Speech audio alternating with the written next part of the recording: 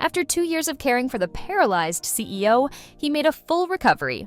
His first act was to propose to White Moonlight, the woman who had left him. The media portrayed them as inseparable, and they ultimately became a couple. I watched the live broadcast of the proposal on a large screen in the square, feeling silent.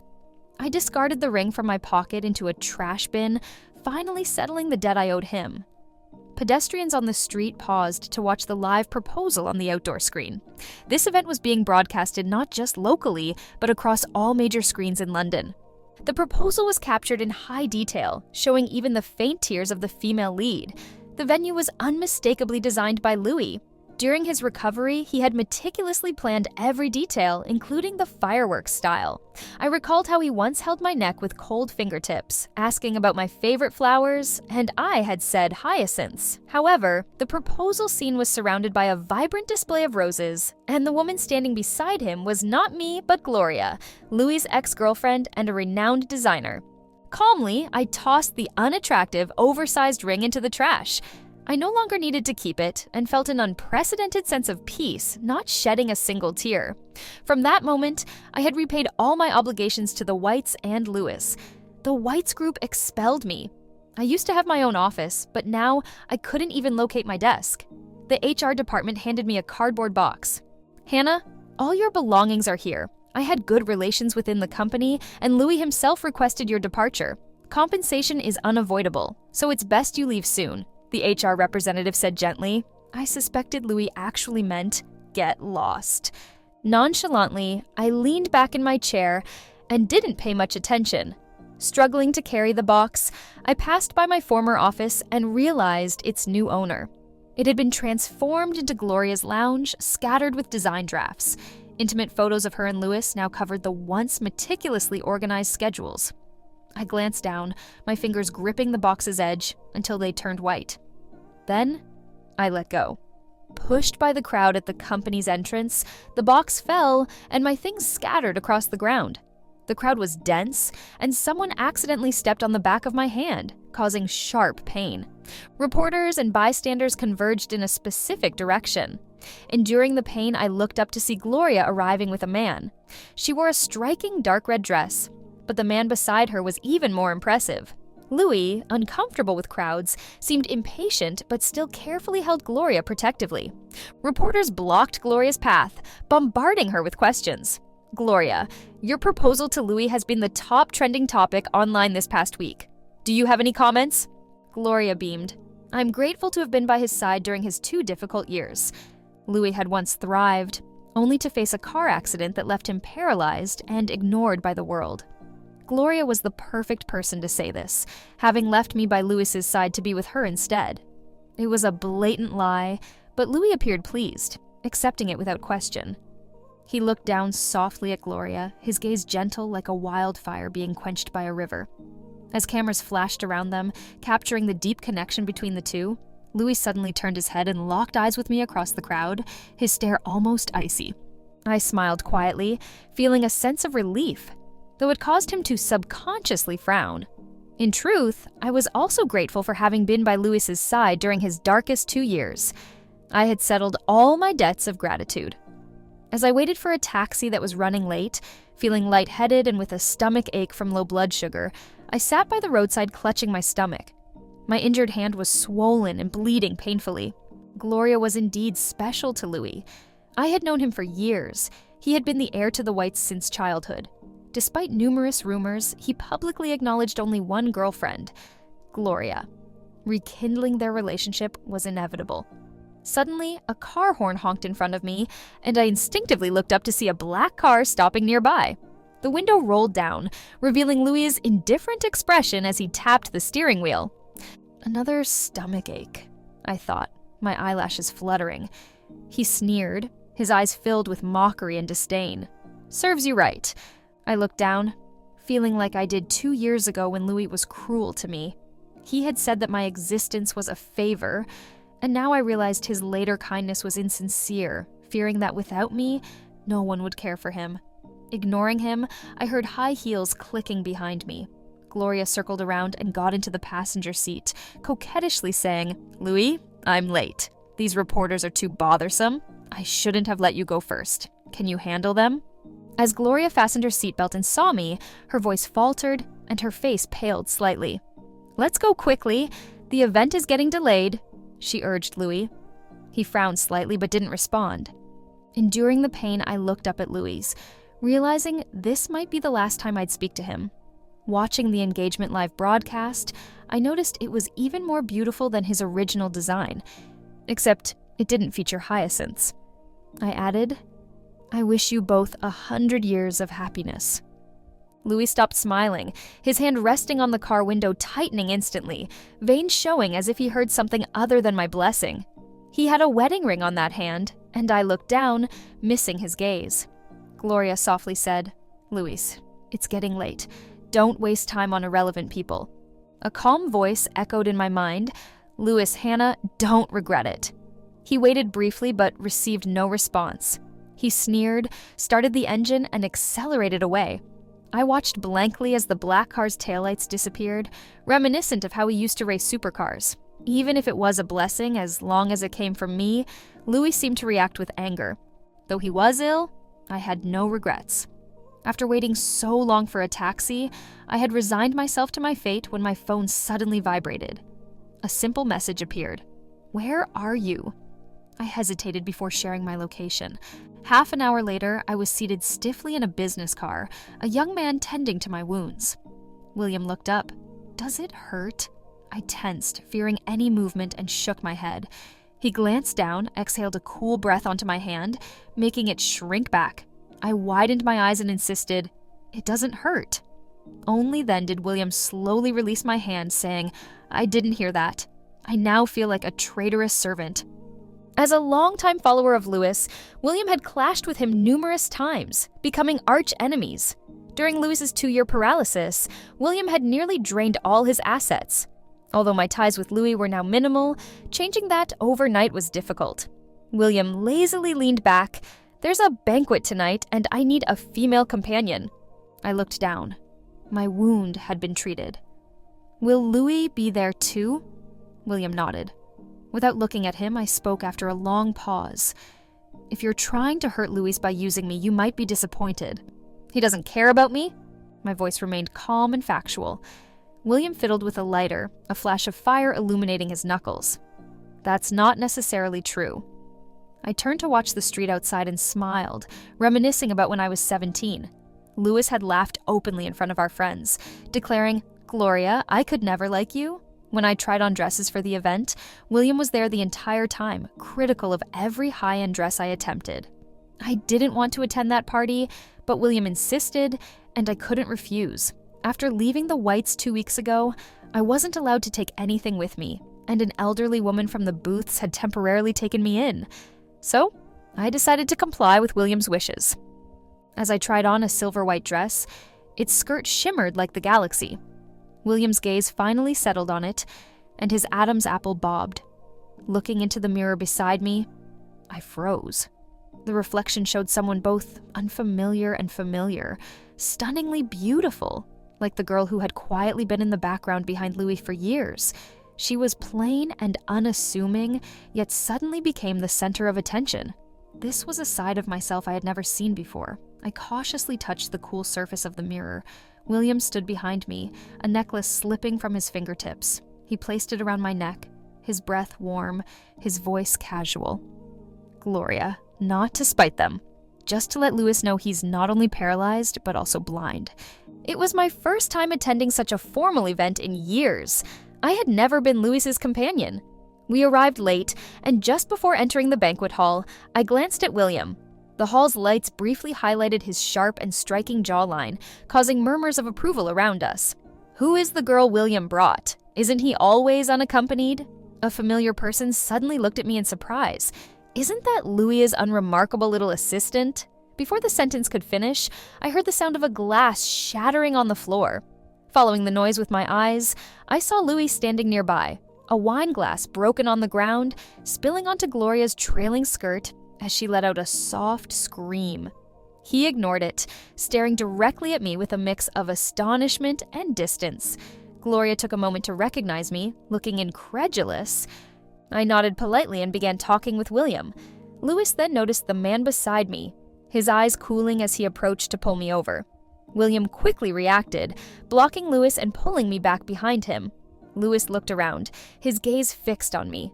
"Gloria, come here."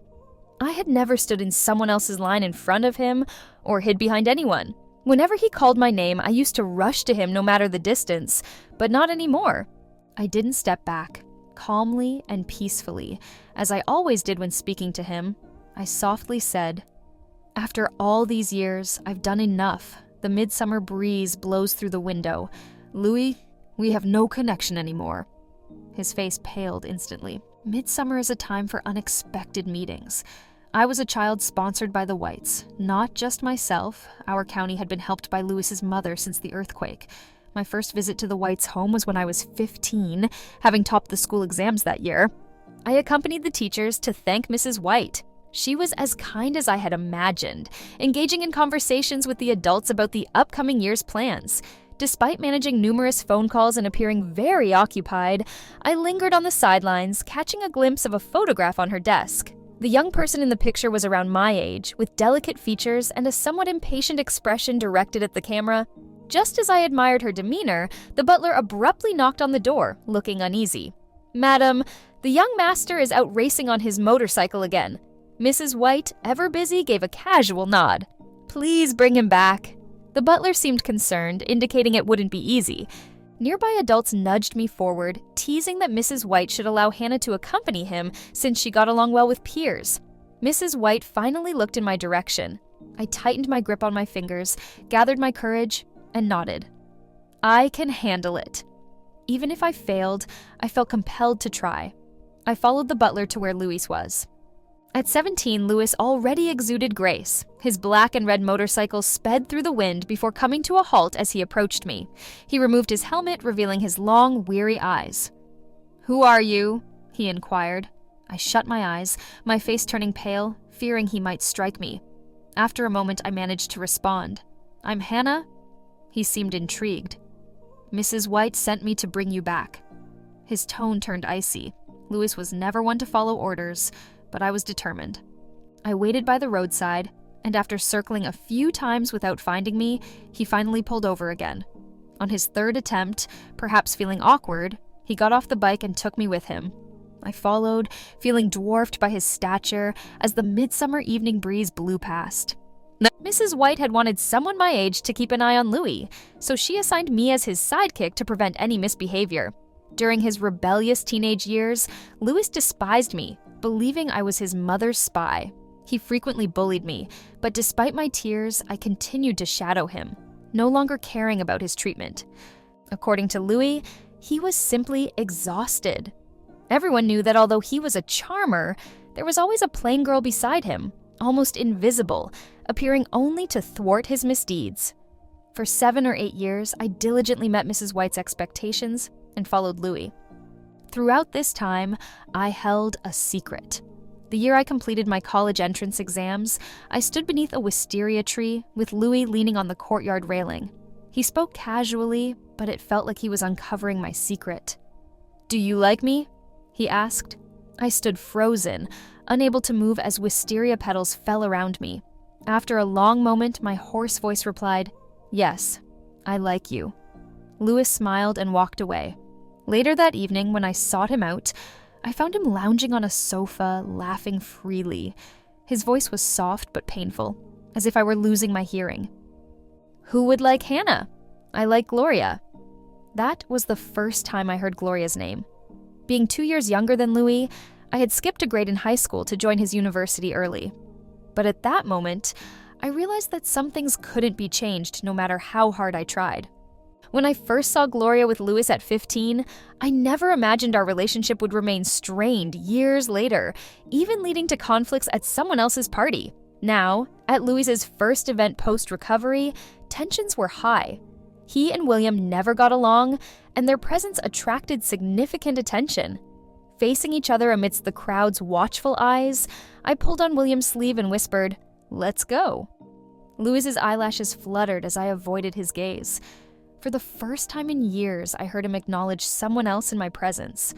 We walked away, and I glanced back to see Louis standing with his head down, reminding me of his fragility after waking up from an accident 2 years prior, in which Mrs. White had died.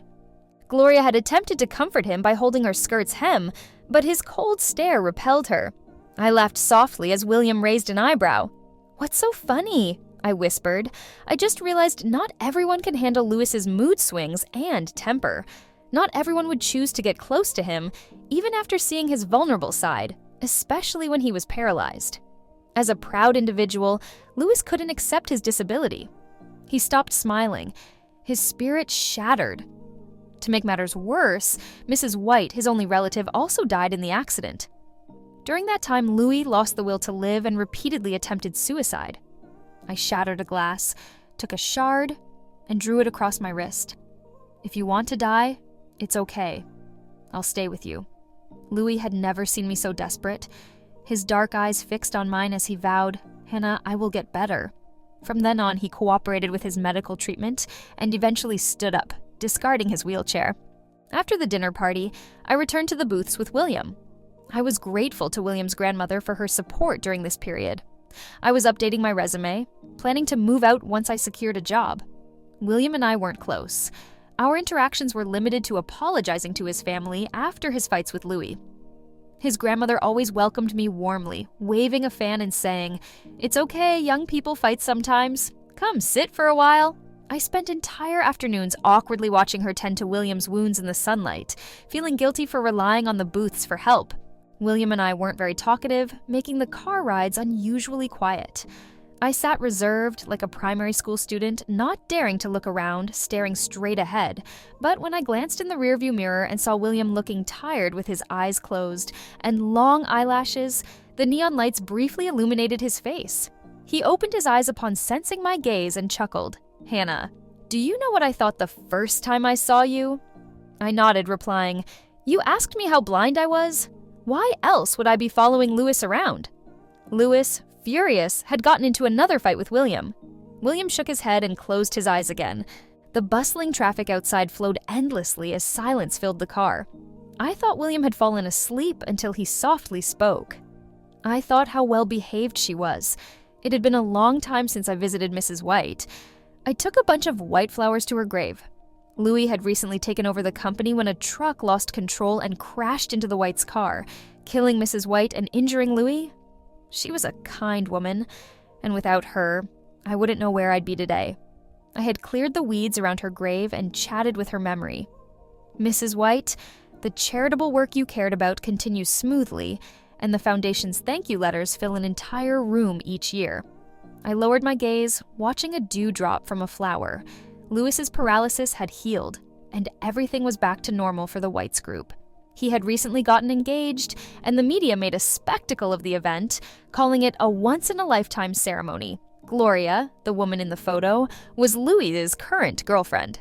They had a great relationship, everything moving forward positively.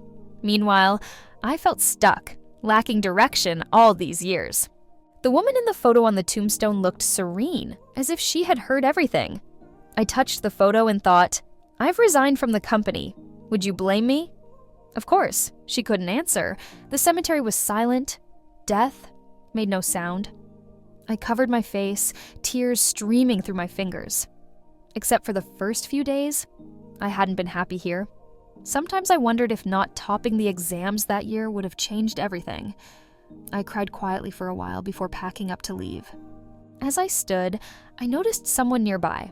I didn't know how long they had been watching me.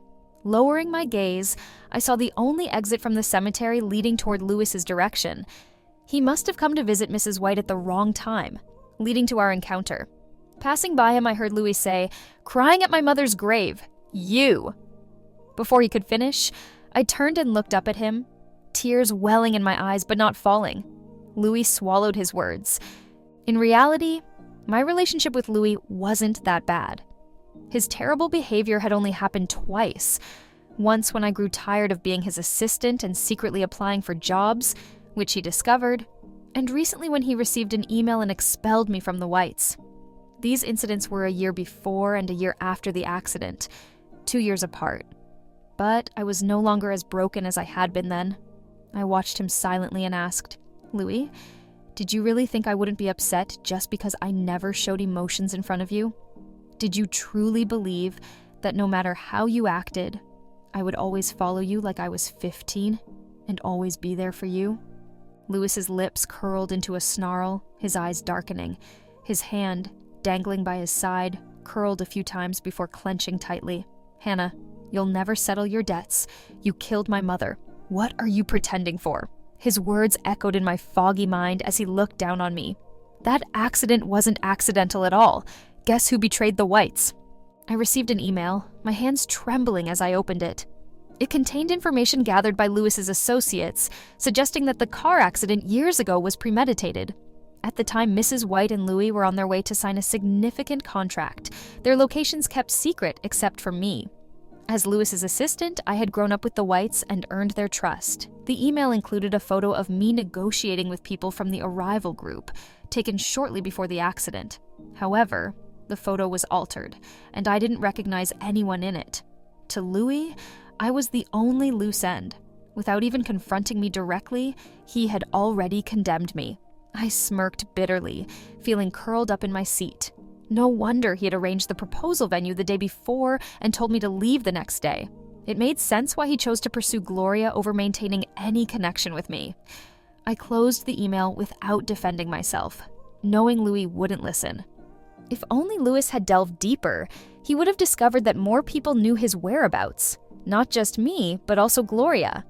I hadn't slept much in ages. Before the accident, I had continued applying for new jobs without his knowledge. Gloria had been too forceful, and I was genuinely exhausted by her. She was Lewis's only legitimate girlfriend in many years, and he had spoiled her to the point of recklessness. I had faced troubles with his previous female friends, but nothing as severe as this. Imagine a young woman in her 20s being publicly shamed as a harlot in front of the entire company. That's what Gloria did during the few days Lewis was negotiating the contract, their locations kept secret even from her. She couldn't reach Louis, but I knew where he was. When she asked me, I refused and even blocked her from entering the CEO's office. The entire company knew she was Lewis's favorite, but I boldly stood in her way. Gloria called the company's staff to watch me and slapped me across the face in front of everyone. She said, "Hannah, even if you stripped naked in front of Lewis, he wouldn't spare you a glance. Get lost. Do you think clinging to the Whites will elevate you from your impoverished background? Following Lewis around every day is pathetic, no different from being a mistress. Even though I haven't done anything wrong, everyone sees me as exposed and humiliated." She checked Lewis's schedule, and the next day, the accident occurred. I had never thought ill of Gloria because Louis and Mrs. White had treated her so well. Now I understand that only those who feel unloved meticulously document others' kindness, desperately trying to repay it. That's who I am. I woke up to a changed world. The latest buzz on Facebook was about the conspiracy surrounding the London Whites car accident. Scandals involving the wealthy are always popular, especially after Lewis's extravagant proposal had dominated the internet for so long. An insider revealed that Lewis's car accident wasn't accidental, but a deliberate act orchestrated by a rival group with help from someone inside who leaked Lewis's location. His former assistant, who had been with the Whites for years. An attached photo showed me negotiating with the rival group, the same one I had received in my inbox. The revelations were shocking and felt as real as witnessing them myself. Gloria responded as well, appearing more subdued than before. On camera, she softly stated, "Hannah, I never liked her, but she was always following Lewis. We even had a falling out because of her. I never expected her to do such a thing." The interview was filled with accusations and insinuations, painting me as a villain straight out of a wealthy family drama, portrayed as a ruthless opportunist seeking revenge. Louis stood nearby, looking detached and indifferent. I had read the online comments. After many years of relying on her, this assistant ultimately revealed herself to be deceitful, leaving Mrs. White deeply disappointed. Gloria, too, felt sorry for herself as she had to navigate her romantic life based on her assistant's unpredictable behavior. Suddenly, someone grabbed my phone from my hand, and when I looked up, William was intensely watching my pale face, urging me to stop reading because his grandmother had called us for dinner. I tried to explain, but he simply said, "I know," and genuinely believed me. Much like what online commenters had shared, employers who had previously engaged with me were now rejecting my job applications. This damage to my reputation made it seem like I would be permanently ostracized and unable to find work. This grim outcome was exactly what Louis had intended for me: dark and hopeless. Only the Booth's company dared to extend a job offer, as I had applied to numerous places, including the Booth's. However, when they offered me a position, I turned it down. William, examining my resume, asked why. I shook my head, explaining that my tarnished reputation would cause issues even for a reputable firm like the Booth's. William then looked away, staring at me quietly for a moment before, with a hint of resignation, he said, "Gloria, you really are slow to respond." Taken aback, I stared at him, but before I could reply, the police arrived and took me into custody. The Whites had reported the incident, and as a person of interest and suspect in an event from years earlier, I was set to be interrogated. As I approached the interrogation room, I saw Louis and Gloria. Their expressions were captivating. Gloria showed the determination of a gambler, having managed things intricately over recent years. She likely had disposed of any evidence long ago. The only thing left between her and Louis was me. If I were imprisoned, Gloria could finally be at ease. And not only was their lavish proposal genuine, but an extraordinary wedding was also in the works, positioning her as the admired Mrs. White. Louis looked at me with a complex mix of emotions, his jaw tightly clenched. I noticed his hands were slightly shaking as he fidgeted with his fingers. He briefly met my gaze before looking away, his eyes showing slight redness. I turned and entered the interrogation room. Over several hours, the police meticulously examined every aspect of my life, leaving no detail untouched. Beyond the compromising photo, more evidence surfaced against me, creating a detailed trap that seemed inevitable. I was held in custody for about 10 days. Although the duration was short, the impact of the White's car accident case online was substantial. Conspiracy theories were widespread, and authorities needed to conduct a thorough investigation, leaving no evidence unexamined. During those 10 days, I didn't think much of it. It was the best rest I had in a long time, peacefully sleeping in the dark. On the 10th day, the truth emerged and I was declared innocent. As my innocence was affirmed, another individual was added to the list of fugitives: Gloria. This revelation had significant consequences. Employers who had previously turned me down now expressed interest in hiring me again. However, I refused all offers, including the one from the Booths, as I had no desire to join any of them. My hometown reached out, and a respected teacher from my former school, highly esteemed like Mrs. White, invited me to return to teach and aid in the region's educational growth.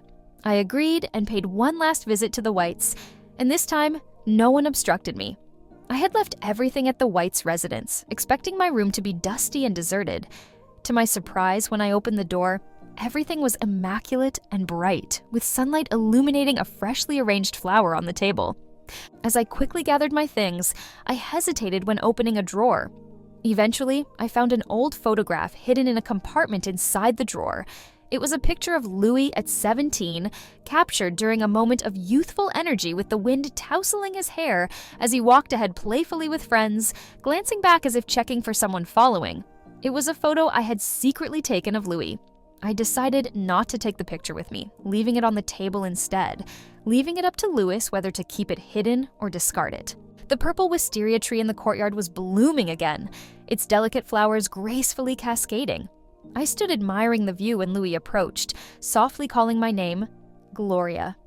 It seemed like he didn't want to disrupt what felt like a dream. I turned and smiled at him calmly. Louis, with bruises under his eyes and a light beard on his chin, no longer exuded his usual arrogance. As the heir to the Whites, I had never seen Louis look so cautious and almost humble. His eyes flickered, his voice rough as he said, "Since recovering from my injuries, I've been tirelessly investigating the car accident. When I discovered it was connected to you, I couldn't proceed. The mere thought of that evidence was overwhelming. I never thought you would betray us." Once that idea took hold, it was impossible to dismiss. He chuckled bitterly. "You understand, right? People like us are no strangers to betrayal. We're used to being backstabbed. But when it involves you, I can't cope. Do you know what I thought as I went through the files? I wished I had died in that car accident. Everything that followed, including the grand proposal, was solely for your benefit. He spoke extensively about his inner turmoil, but I simply looked at him with clear eyes and gently interrupted. Lewis was shocked. I smiled and said, "Actually, when you did it, you already knew it was wrong, but you felt it didn't matter. Whether my betrayal was a misunderstanding or not, no matter what you did, I will forgive you. In fact, I've always been clear that if it weren't for Louis being paralyzed, with everyone around him scrambling to please him, he wouldn't have noticed me. His attention always lingered on girls like Gloria. Even the ring he gave me back then was the wrong size." He stayed silent for a long time, and I thought it was like a shadow of a falling leaf on the ground. I didn't expect tears to fall from Louis. He reached out to hold my wrist and pleaded, "I'm a scoundrel. Can you forgive me one last time?" The purple wisteria swayed, beams of light reminding me of when I was 17. Louis leaned against the railing and lazily asked, "Gloria, do you like me?" But I thought for a moment, gently pulled away his hand, and said, "I will not forgive you." He noticed the gray-brown scar on my wrist, his pupils constricting, his lips trembling, but he couldn't utter a word. I spoke to him patiently as if comforting a child. "Lewis, Mrs. White saved your life in the car accident. You must live well. The Whites group is her life's work, and you must protect it. I'm leaving." Lewis's face turned pale, his blood seemingly draining. It was as if his heart had been emptied. Someone he had taken for granted was departing forever. The midsummer wind never looks back. Recently, the winds of change in London have shifted. The characters of what was once known as the proposal of the century, one has become a scoundrel, and the other a wicked woman. Gloria has sinned, and Louis has been an accomplice. The stock of White's group has plummeted, and for unknown reasons, Louis crashed his car, broke his legs, and was forced to use a wheelchair. As I sat on the bus heading home, I received a text from Louis, "I will repay you what I owe you." I casually blocked him. I looked out the window at the scenery swaying back and forth, just like when I first arrived. The reflection of the person next to me on the window glass showed William seemingly asleep, leaning against the seat with his eyes closed. He, a CEO, insisted on personally delivering high school supplies and insisted on accompanying me. I couldn't prevent him, so I let him follow. The bus swayed and William's head rested on my shoulder, still asleep.